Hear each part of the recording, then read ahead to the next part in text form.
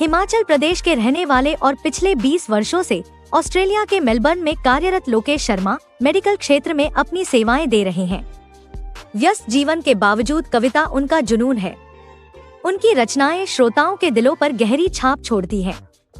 जगत महान न्यूज के साथ विशेष बातचीत में उन्होंने हरियाणवी संस्कृति, अपनी कविताओं और विदेश में मिले अनुभवों को साझा किया।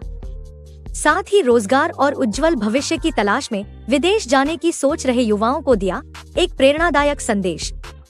देखिए मेलबर्न से लोकेश शर्मा का यह विशेष इंटरव्यू।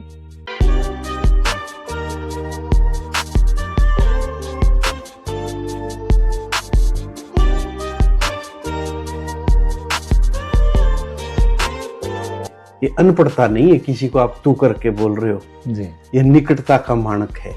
जो वर्क लाइफ बैलेंस है वो जरूरी है जीवन में। आदमी नौकरी करता है पैसे के लिए, पैसा परिवार के लिए जी। तो जो अगर वो घर ही नहीं पहुंचा, अपने परिवार को ही नहीं मिला, तो आदमी फिर वो उसमें ऑप्शंस ढूंढने लग चलेगा। अच्छा। सारे काम भी आपने अपने आप करने हैं, यहाँ झाड़ू पोछा रोटी राटी सब आपका अपना है। तो आप तो जो छोटी मानसिकता है बच्चे की, अभी 18-20 जिसने बाहर आना है, उसकी मानसिकता को आपको जिम्मेदारी से लेना है। उसको ये नहीं देना कि भाई तू बहुत बढ़िया है वहां और तू कुछ भी करके आ जा। आप मेडिकल लाइन में चले गए और आपके अंदर एक कवि जो है वो फड़फड़ाता है और आपने बहुत सारी कविताएं लिखी हैं। मन और बुद्धि का द्वंद्व है और मृत्यु चेतना की शरीर का संबंध है। यदि शासक अंधा होगा तो व्यंग दुर्योधन का सहना होगा। रह जाओगे केवल दृष्टा और देख चीरहरण मरना प्रतिक्षण होगा। क्या अनिवार्य नहीं था त्यागो पद ये कारण, जिसके बल पे कर रहा अभद्रता दुशासन। ब्याई भैंस के दूध से बोली बनाना, घोल घोल शक्कर घी बाजरे की रोटी को घी में दबा के खाना, भाई लोगों का भाईचारा और लावणी में साथ सबका आना, आते जाते अनजान को भी राम राम बुलाना, मेरा हरियाणा जय जय मेरा हरियाणा। क्या बात है। नमस्कार साथियों, आप देख रहे हैं जगत महान न्यूज और मैं हूं आपके साथ तेजवीर सिंह। साथियों, जगत महान न्यूज की टीम आजकल पहुंची हुई है 7 समंदर पार एक अनोखे देश ऑस्ट्रेलिया में और ऑस्ट्रेलिया के एक अनोखे शहर मेलबर्न में। और हमारे साथ आज एक बड़ी खूबसूरत बात हुई है कि हमारे साथ व्यक्ति भी एक ऐसे अनोखे हैं कि जो हिमाचल में पैदा हुए हैं, दिल्ली में पढ़ाई की है, बेंगलोर में पढ़ाई की है, लेकिन हरियाणा की माटी को बहुत ज़्यादा पसंद करते हैं, लगाव करते हैं, उसकी संस्कृति को सजोए हुए हैं और हरियाणवी संस्कृति के ऊपर, हरियाणवी जो योद्धा हुए हैं उनके ऊपर, हरियाणवी खिलाड़ी जो हुए हैं उनके ऊपर, यानी कि हरियाणा की मतलब हर एक्टिविटी के ऊपर कविताएं लिखते रहे हैं। और आज से 20 साल पहले हमारे साथ लोकेश जी हैं। 20 साल पहले जो है ये यहाँ ऑस्ट्रेलिया के मेलबर्न पहुँचे हैं या सिडनी, जिस भी शहर में पहुँचे हैं, एक अच्छे भविष्य की तलाश में आए थे। तो आइए जानते हैं, लोकेश जी से ही जानते हैं, आपको मिलवाता हूँ कि इस अनोखे इंसान से। लोकेश जी, आपके बारे में जिस तरह से हमने जो जितना भी पता चला है कि आप बहुमुखी प्रतिभा के धनी हैं और आप मेडिकल लाइन में हैं और हिमाचल से आप आते हैं, लेकिन हरियाणा के बारे में आप बहुत ज़्यादा मतलब लिखते हैं, बहुत चाहत है आपका हरियाणवियों के प्रति। ये कैसे? पहले तो कल्चर तो मिलता जुलता ही है, जैसे हिमाचल का और गांव का कल्चर। दूसरा कुछ ऐसे लिंक बन गया कि मेरी माताजी की शिक्षा जो है वो दिल्ली से हुई, तो वहाँ पड़ोस में एक हरियाणवी फैमिली रहती थी। वो फिर मामा जी बन गए मुँह बोले मदर के। फिर वो जैसे बाद में बड़े होते चले गए, वो हमारे साथ ही रहने लग गए। फिर जब मैं पैदा हुआ हिमाचल में तो मेरे पिताजी उनको साथ ही ले आए। तो मैं 10-12 साल का था, तो जब वो साथ में ही थे वहीं तब पूरे हुए, तो वो इनबिल्ट हो गई वो बात। पता नहीं लगा कि वही ये बोली में ही हरियाणवी आ गई जी। फिर बाद में जैसे नाना नानी जी फरीदाबाद साइड चले गए तो वहाँ गया, वो भी हरियाणा रहा। फिर पंचकुला रहा, तो मित्र काफ़ी वहाँ के बने, लिंक बनता चला गया। फिर जो वहाँ का कल्चर देखा मैं, जब मैं घूमा हरियाणा को, जो गांव का कल्चर था वो बहुत ज़्यादा मुझे लगा कि ये बहुत इसके पीछे वैदिक या ज्ञान है, इसमें पीछे कोई ऐसे ही नहीं है ये बात। जैसे हम एक छोटी सी मैंने कविता लिखी थी भी, तू का भाव है हरियाणा में। जी जी जी तो भी जैसे अंग्रेजी में ही, सी और यू है, हमारी हरियाणवी में सीधा ही तू है। जी क्योंकि हरियाणा रिश्तों से है बना जुड़ा, इसलिए आप तुम्हारे से पहले, छोटा बड़ा सब तू के दायरे में है खड़ा। आत्मा से लेके परमात्मा तक तू है, इसलिए हरियाणा के हर भाव में तू है। तो तू जो है वो संबोधन का सूचक नहीं है, ये अनपढ़ता नहीं है, किसी को आप तू करके बोल रहे हो, जी। ये निकटता का मानक है। क्या बात है, क्या बात है। ये लोकेश जी, ये मतलब हमने आज तक बहुत सारे मतलब ऐसे साहित्यकारों के साथ भी बैठे और बहुत सारे लोगों के साथ बैठे, लेकिन तू से सब बचाव करते नजर आते थे, लेकिन आपने बहुत अच्छे से ये व्याख्या तू के बारे में, हरियाणवी तू के बारे में कर दी। मैं कई बार मधुबन जाता हूँ तो वहां पे लिखा होता तू तड़ाक से ऐसे बात नहीं करनी है, लेकिन आपने इतने अच्छे से इसको डिफाइन किया है। क्योंकि ये निकटता में है ना, हम जिसके क्लोज हो जाते हैं, जिनको हम अपना बोलते हैं। जैसे हरियाणा में आप सबसे पहले देखो भाई कौन से गांव से है, गोत्र है ना, ये सब से जुड़ता है आदमी। तो वो जुड़ता है तो आप उसको समाज खड़ा कर देता है कि भाई तू कर्नल बनेगा, ऑफिसर बनेगा, डीसी बनेगा, लेकिन ये सारा समाज तेरे साथ है। जब तू अच्छा काम करेगा तो ये सारे समाज का नाम होगा। जी लोकेश जी, लेकिन अगर हम बात करें कि भाई आप एक मेडिकल लाइन की आपने पढ़ाई की, आपके पिताजी जो है एनिमल हस्बेंड्री में डॉक्टर रहे हैं, आपकी मदर जो है वो कबड्डी की प्लेयर रही हैं, और आप जो है होनहार विद्यार्थी थे, लेकिन इधर ऑस्ट्रेलिया आना कैसे हुआ? वहाँ जॉब नहीं मिली या क्या कारण रहा? उसके कुछ सामाजिक कारण भी रहते हैं। जैसे जब पढ़ाई कर ली वहाँ और फिर जब नौकरियों में चले गए, तो प्राइवेट सेक्टर में मैं तो रहा, सरकारी में नहीं रहा।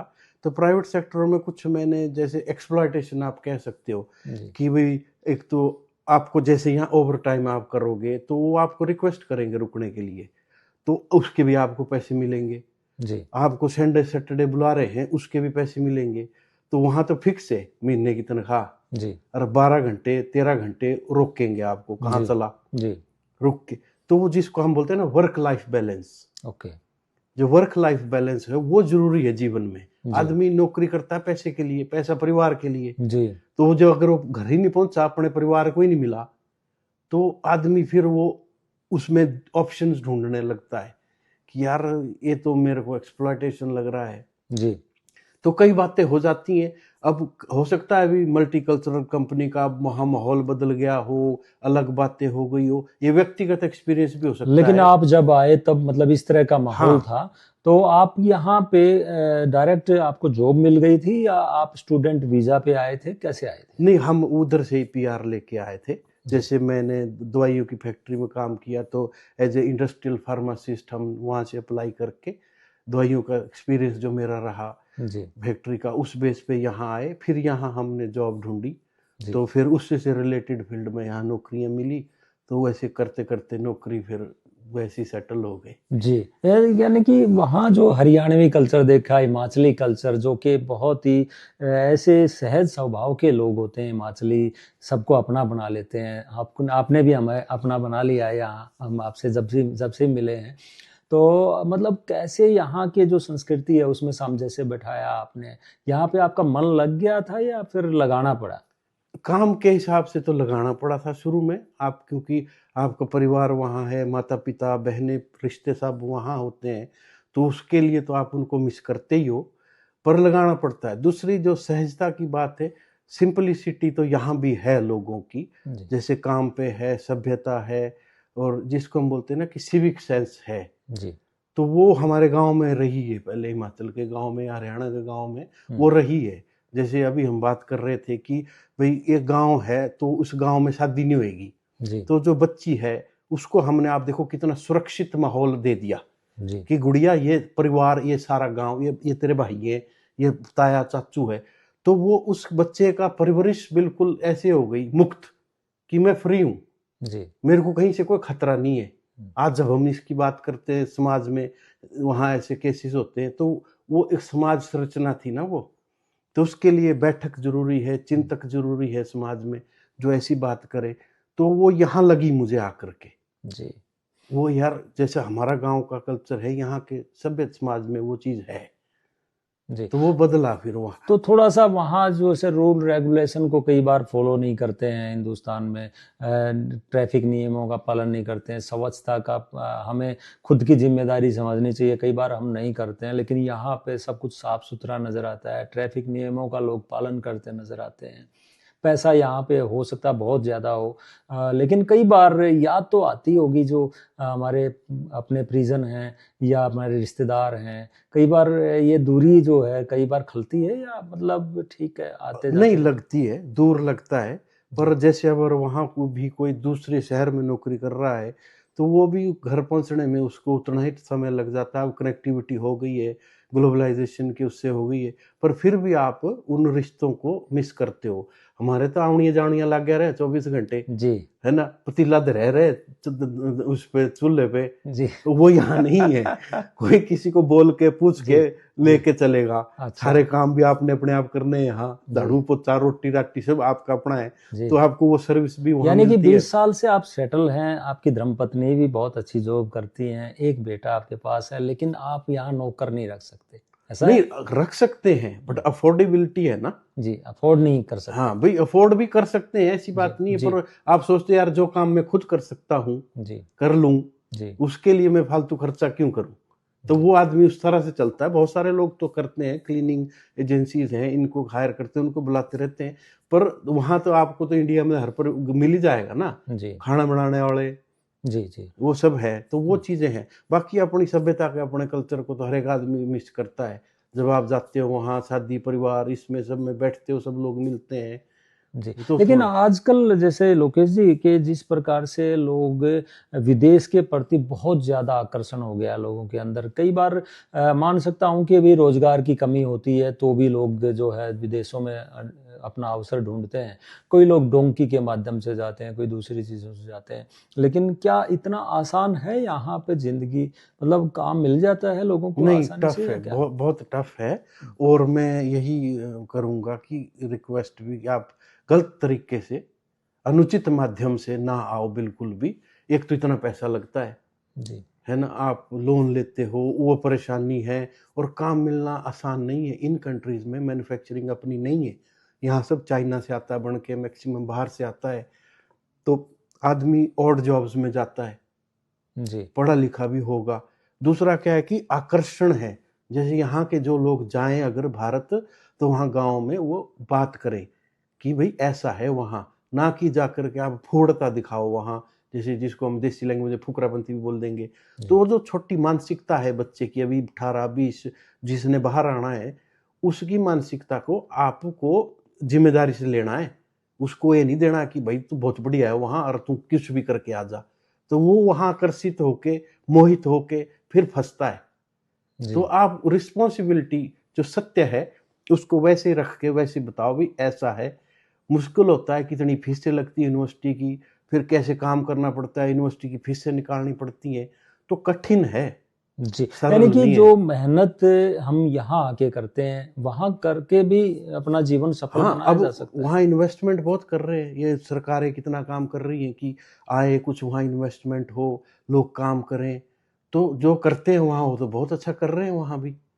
तो जी, ऑप्शन अगर वो लेके चले कि भी मैं यही करूँगा, जी, तो वो हो जाता है। हमारे कितने वहाँ पर बच्चे मेडल लेके आ रहे हैं, स्पोर्ट्स में आप जा सकते हो, ऑप्शंस इतनी है, मैन्युफैक्चरिंग इतनी है। हरियाणा तो मैन्युफैक्चरिंग में भी काफ़ी मतलब आगे आपका है। कहने का मतलब ये है कि यहाँ आना तो आसान हो सकता है, आ भी जाओ, आसान भी लेकिन नहीं है, वो आसान भी नहीं है, लेकिन अगर आ भी जाओ तो ज़िंदगी इतनी आसान नहीं नहीं है है। शुरुआत में, बाद में जाके आसान हो जाती होगी, लेकिन शुरुआत में ज़्यादा इतनी आसान नहीं है, खर्चे निकालना बड़ा मुश्किल है। अभी ऑस्ट्रेलियन गवर्नमेंट ने एक लॉटरी वीज़ा निकाला है, उसमें $25 की फ़ीस रखी है, तो बहुत सारे लोगों ने अप्लाई किया है, तो बस सपने देख रहे हैं कि विदेश में ये है, वो है। क्या कहना चाहेंगे मतलब ऐसे युवाओं को आप लोकेश जी? जिसको कहते हैं ना अवेयरनेस, जी, आजकल तो सब कुछ है गूगल पे, यूट्यूब पे, अवेयर हो अच्छे से। कोई जी, भी काम करने से पहले जानकारी होनी चाहिए उसकी। हमारा तो जैसे भारत जो है वो ज्ञान के उस पर ही है, तो कोई भी आप काम करते हो, तो उसका पता करके आप आगे चलो। जी ऐसे ही हवाबाजी में नहीं उठ के जाना चाहिए, जी। समझदारी से। आपने ज्ञान की बात की, तो मैं आपके ज्ञान की बात करता हूँ। वैसे तो आप अगर कहें तो ब्राह्मण हैं, एक हिमाचली ब्राह्मण हैं और वेदों के ज्ञाता भी आप हैं। मैंने जैसे आपसे डिस्कशन किया तो आपने वेदों की बात बताई, आपने रामायण की बात बताई, आपने महाभारत की बात बताई, लेकिन आप मेडिकल लाइन में चले गए और आपके अंदर एक कवि जो है वो फड़फड़ाता है और आपने बहुत सारी कविताएं लिखी हैं। कोई कविता का जिक्र आप करना चाहेंगे? जैसे वीरंगनाओं के ऊपर आपने लिखी है, शहीदों के ऊपर आपने लिखी है, हरियाणवी कल्चर पे आपने लिखी है, कोई जिक्र करना चाहेंगे? हाँ, जैसे रहता ही है कि भाई वेद जो है ना वो वही आधार है हमारे धर्म का।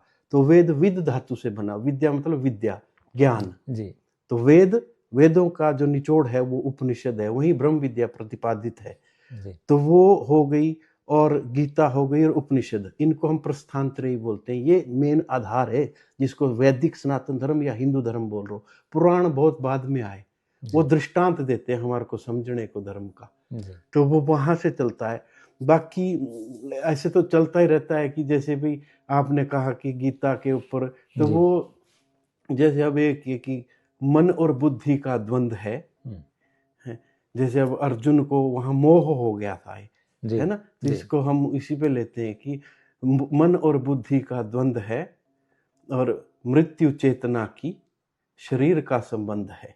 क्या बात तो वो मोह में फंसता है वहां अर्जुन। है। जी बिल्कुल बिल्कुल। तो वैसे ही है। ऐसी एक ये थी कि जब द्रौपदी का चीरहरण होता है, तो वहां पर जो आधारशिला रखी गई महाभारत की, तो वहां से बात आई कि अब उस महान सभा में 4 महारथी बैठे हैं, 5 विद्वान बैठे हैं, भीष्म पितामह, कृपाचार्य, द्रोणाचार्य, है ना, ये सब बैठे हुए वहां विदुर हैं। जी तो फिर उसका एक शीर्षक था कि शासन अधर्म का, बंधे शासन से विदुर हैं, कृप हैं, द्रोण हैं, भीष्म हैं, क्या जी विवश हैं। क्या बात अब ये उनको भी प्रश्न है, समाज को भी और स्वयं को भी। यदि शासक अंधा होगा तो व्यंग दुर्योधन का सहना होगा। रह जाओगे केवल दृष्टा, और देख चीरहरण मरना प्रतिक्षण होगा। क्या बात। अनिवार्य नहीं था त्यागो पद ये कारण, जिसके बल पे कर रहा अभद्रता दुशासन। अब प्रश्न ये इनको स्वयं से करना होगा। अतः धनंजय उठा गांडीव और खींच प्रत्यंचा। अब युद्ध करना होगा और अब वध करना होगा। बचानी है लाज तो शासक शासन बदलना होगा। क्या बात है, क्या बात है। आप मतलब वेदों के और हमारे गीता के जो श्लोक हैं उनको इतने बेहतर तरीके से रखते हो। आपको कभी ये एक धर्म युद्ध आपके अंदर भी चलता है कभी? जो आजकल की जनरेशन ऑस्ट्रेलिया में है उनको समझाने में, अपनी संस्कृति के बारे में, अपने धर्म के बारे में, वो कैसे कन्विंस करते हो आप उनको, बच्चों को? किस तरीके से मतलब वो फॉलो करते हैं क्या? आज जैसे बेटा है या इसके भी 1-2 दोस्त हैं, तो मैंने जैसे भी अब योगा करते हैं ना, योग है, जी तो उसको ये कहेंगे चित्त वृत्ति निरोधः। जो वृत्तियां हैं, जब वो खत्म हो जाए, अब योग सूत्र में वृत्तियां भी कई बताई गई हैं, जी उसकी जी आगे जी व्याख्या है। तो उसी में मैं योगस्थः कुरु कर्माणि संगम त्यक्त्वा धनंजय, सिद्धो असिद्धो समो भूत्वा समत्वम योग उच्चयते, उसको योग कहा गया है। संगम त्यक्त्वा, वो अटैचमेंट जो है वो सफरिंग है। जी तो सिद्धो असिद्धो, सक्सेस और फेलियर में आप जब एक जैसे होगे, आपका मन बिल्कुल शांत होगा, तब आप घबराओगे नहीं। जी तो जीवन तो चलता रहेगा, आपाधापी है, ये तो प्रकृति के नियम से बंधा है। जी। तो उसको आप वैसे लो और अपने काम करते जाओ। जब ये बातें करते हो, जब श्लोक सुनाते हो, ये संस्कृत की बातें करते हो, तो इनको क्या लगता है? जो वो आपके आपको हम बच्चों इसलिए को, ये है यहाँ कि ऑस्ट्रेलियन बच्चों को क्या लगता है? उसकी आपको ट्रांसलेशन बतानी पड़ती है, फिर थोड़ी सी साथ में तो व्याख्या। बताते हो आप, उनको समझ में आता है कुछ? हाँ, थोड़ा सा फिर भी। हाँ, कि अब योगा तो ऐसे इंटरनेशनल है, सबको ही है जी योगा करना, मेडिटेशन ये है। जी जी। तो अब गीता के तो हर चैप्टर को योग नहीं, कहा गया आपने है। एक वाक्या बताया कि मंदिर में आप बेटे को ले गए तो उसने उसके माँ हाँ दुर्गा को डिफाइन कैसे किया? हाँ, वो पूछा उसने, छोटा बच्चा था, जी बोला हु इज दिस लेडी जी sitting on a tiger on जी साड़ी ऑन, जी साड़ी पहनी हुई है, और ये क्या है, who is this monkey god, जी who is this elephant god. जी अब आप वहां पर तिरुपति बालाजी हैं, आपने देखे होंगे, उनका एक हाथ ऐसे है जी और एक हाथ ऐसे है। जी अब वो उसका हर सांकेतिक बातें है ना ये सारी। जी जी जी जी जी, इनको डिफाइन करना उनके हाँ, सामने, और फिर वो क्या अष्टभुजा है वो दुर्गा। जी अब छठी दुर्गा का जो कात्यायनी है वो ओमनी प्रेजेंट है एनर्जी, माँ भी है, वहीं से पूजा स्टार्ट होती है, जननी है। जी पहली देवी का नाम ब्रह्मचारिणी, सॉरी शैलपुत्री है, बेटी है। जी दूसरी है ब्रह्मचारिणी, स्कूल गोइंग चाइल्ड है। जी थर्ड है चंद्रघंटा, जी बड़े हो। अगली कुसुमांडा, कु माने छोटा, उष्मा माने हीट, अंडा मीन्स अब उसके आगे स्टार्ट हो गए पीरियड्स कह लो। फिर अगला आप स्कंद माता, मदर बन गई।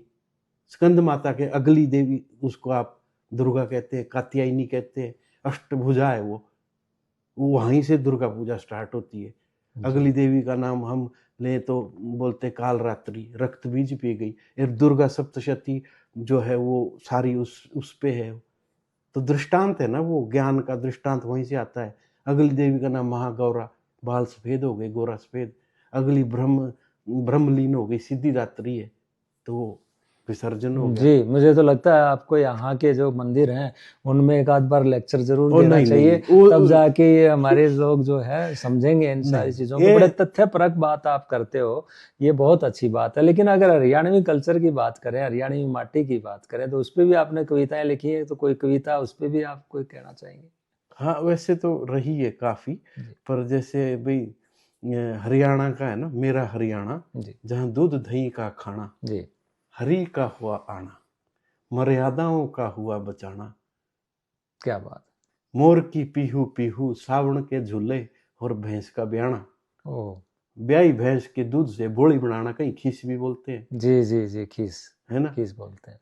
ब्याई भैंस के दूध से बोली बनाना, घोड़ घोड़ शक्कर घी, बाजरे की रोटी को घी में दबा के खाना, भाई लोगों का भाईचारा, रलावणी में साथ सबका आना, आते जाते अनजान को भी राम राम बुलाना, मेरा हरियाणा, जय जय मेरा हरियाणा। क्या बात है, क्या बात है, क्या बात है। वाकई आपके अंदर जो है एक हरियाणा के प्रति विशेष प्यार झलकता है।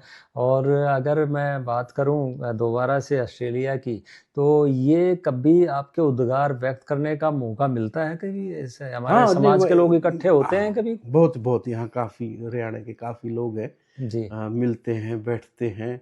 ये बहुत अच्छी बात है, क्योंकि उसी तरह से आप अपनी संस्कृति, अपनी सभ्यता को आगे ले जा सकते हो। आपने सैकड़ों कविताएं लिखी हैं, लेकिन क्या कलमबद्ध करके इसको कोई बुक में भी आपने डाला है, या मतलब अभी नहीं है इसको नहीं, किया अभी है? तो मुझे ऐसा लगता है कि मैं अपने लिए लिखता हूँ, जी क्योंकि जैसे आप लिखते हो, फिर आप उसमें जो रिएक्शन होते हैं ना, समाज का या किसी का, वो आपके मन को प्रभावित करता है कि हाँ कितने व्यूज आए, किसने क्या देखा। तो मैं उससे दूर ही रहता हूँ जी और जी जी, मैंने अपने मैंने यहाँ लोकेश जी देखा है, एक और मिस्टर राजेंद्र बजाज, पता नहीं क्या नाम था उनका, वो मुझे मिले थे। और उनकी बेटी ने संयुक्त राष्ट्र सभा में जो है भाषण दिया है, और ऑस्ट्रेलिया के झंडे के साथ, लेकिन वो है हिंदुस्तानी। दो बेटियां उनकी, और वो खुद टीचर हैं यहाँ पे। मैंने उनसे कहा कि भैया आप लोग इनको ज़्यादा हाईलाइट नहीं करते, इन चीज़ों को आगे नहीं सामने रखते। तो बोला कि नहीं, हमें हाईलाइट नहीं होना। जैसे आपने कहा कि मैं उस लाइन में नहीं हूं कि मुझे कितने लाइक आए क्या आए, लेकिन नहीं, लाइक एक भी ना आए, मेरी सोच ये है कि आपका जो उद्गार है वो लोगों तक पहुंचे, लोगों की भावनाएं बदलें, लोग समझें कि विदेश में जाके भी हम अपनी भारतीयता को, अपनी संस्कृति को, अपने लोगों के प्रति जो प्यार है उसको हम रख सकते हैं, अपने अलग तरीके से रख सकते हैं, अपने शब्दों के माध्यम से रख सकते हैं। हो सकता है एक व्यक्ति भी प्रेरणा ले ले तो बहुत सुधार आएगा, और बहुत लोग आत्मीयता के साथ एक दूसरे के साथ मिलेंगे, ऐसे ही बतियाएंगे, ऐसे ही सामने अपनी बात रखेंगे। हमारा मकसद ये है। ठीक है, आपका सोचना भी हो सकता है सही हो। तो आखिर में क्या कहना चाहेंगे अपने देश के निवासियों को कि कि ऑस्ट्रेलिया में आके आप 20 साल आपको हो गए यहाँ पे, यहाँ की पृष्ठभूमि को भी अच्छे से समझ चुके हो, अपने देश को भी, संस्कृति को भी समझते हैं, जानते हैं। क्या कहेंगे? प्रधानमंत्री भी शायद आने वाले हैं अगले महीने यहाँ ऑस्ट्रेलिया में, क्या कहेंगे? मेरा यही है कि जैसे पहले गांव में बैठक हुआ करती थी ना, जी वो आवश्यक है, क्योंकि हम चेतना है, मनुष्य चेतना है, और चेतना चिंतन की आवश्यकता है। समाज तभी सुधरता है, तभी बनता है अच्छा, देश तभी आगे बढ़ता है जब हम चिंतन करते हैं। चिंतन कर तो चिंतक चाहिए। जी चिंतक आएंगे, ऐसे हो, ऐसे चले, ऐसे करेंगे, बैठेंगे चार, आपका जीवन का कितना एक्सपीरियंस है, उनका कितना अनुभव है, वो जब अनुभव होते हैं, इसको तभी तो ये प्रधानमंत्री और सब कॉन्फ्रेंसेस में जाते हैं, जी यूएन है, जी तो हमारे गांव में वो बैठक हुआ करती थी। तो जी मेरा सबसे अनुरोध रहेगा कि ये इसमें आप बैठ के अपने विचार जरूर साझे करो, जी चिंतन करो, कैसे देश कैसे समाज सुधरेगा, फिर वो आगे अपने आप चल पड़ेगी बात। जी, बहुत बड़ा आपने एक सवाल खड़ा किया है। आज के दिन हमारे गाँव में भी हमें बैठकें कम दिखाई दे रही हैं और काफ़ी कम, मतलब हमारे कल्चर में काफ़ी बदलाव आया है। एक अच्छी आपने मैसेज दिया है। लेकिन उन युवाओं को आप बेसिकली क्या कहना चाहेंगे जो ऑस्ट्रेलिया आना चाहते हैं? क्या वो आएँ तो यहाँ उनके लिए राह आसान है, या अपने देश में ही रह के कुछ करना चाहिए उनको? क्या मतलब आप संदेश देना चाहेंगे? बहुत सारे युवाओं में है कि वे विदेश जाएँ, अपना करियर बनाएँ। जरूरी नहीं है कि विदेश जाके कैरियर बनता है, कैरियर कहीं भी बन सकता है, सोच समझ के आए। कहीं भी कोई भी आदमी जाता है, काम के लिए जाता है, नौकरी के लिए जाता है, बिजनेस के लिए जाता है, देख सुन के समझ के जाएं, ऐसी हवाबाजी में ना उठ के आए। उसमें आप अपनी जवानी भी खराब करते हो, माँ बाप को भी चिंता में डालते हो, पैसा भी आपका बर्बाद होता है। तो वो सब ऐसे करके ना आओ, हर चीज को समझ के, देख के, सुन के, फिर देखो, ऑप्शंस देखो, घूमने आ जाओ, देख लो, हो सकता है आपको ये लगे कि यार मैं वहीं पर ज्यादा बेहतर कर सकता हूँ, जी, ऐसा भी होता है। ऐसा भी होता है।